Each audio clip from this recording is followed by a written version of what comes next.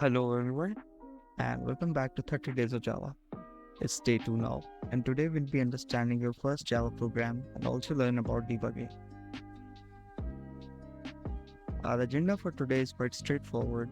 We'll begin with understanding your first Java program that you created in last video and then move on to debugging it. We'll also talk about some key concepts while going through this video which would help you understand some advanced topics that we'll be learning in upcoming videos. So let's begin. Let's first try to understand the code line by line. Since we haven't yet talked about the fundamental concepts of Java, we try to keep the explanation as simple as possible. In the first line of code, we are declaring the name of the class as first program. In Java, classes and objects are the basic building blocks of every program. In the second line of program, we declare our main function. Every Java program has a main function and the execution of program always starts from it.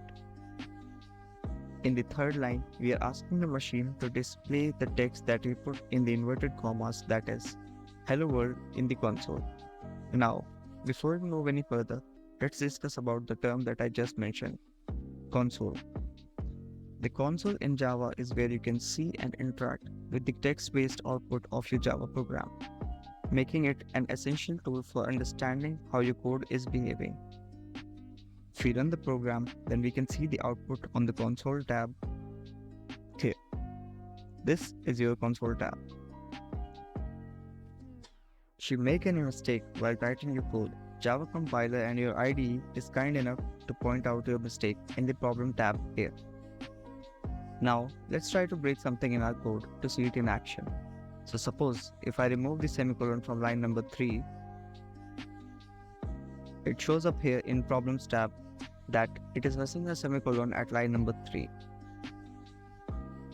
Now, your IDE also has an inbuilt helper utility which helps you in rectifying your code.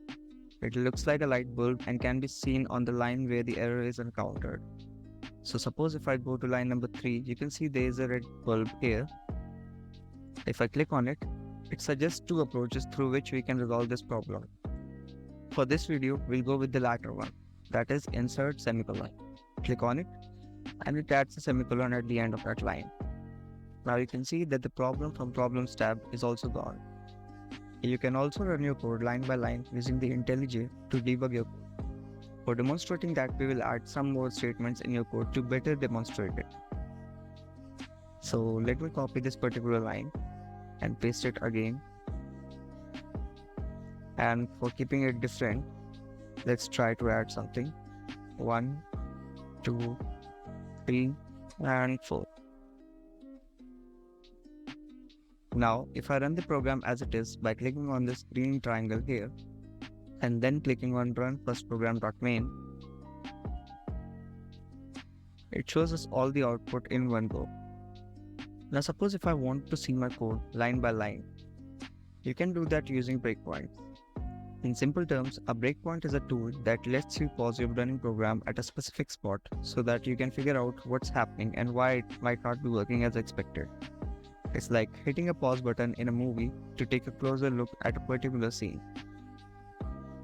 You can add it by clicking on the line at which you want your program's execution to halt. So suppose if I want to pause the execution at line number 4, I will click on it, and here I could see a red dot. This represents a breakpoint. Now we again click on the green triangle, and instead of clicking run first program.main, we click on debug first program.main. This should pause the execution of the program at line number 4, and you can run the program line by line using F8 on your keyboard. So as you can see, since we have already passed line number 3, in our console, you can see hello world already printed. Now if I click on F8 in my keyboard, it would print out hello world 1, that is line number 4. Now if I again click on F8, it will print out hello world 2 and hello world 3 and so on. After line number 7, we have reached the end of our program. So if I click on F8 again, it shows us that process finished with exit code 0. That signifies that your program has completed. Now this is all happening during runtime of the program. There are two distinct phases in the lifecycle of a computer program: compile time and runtime.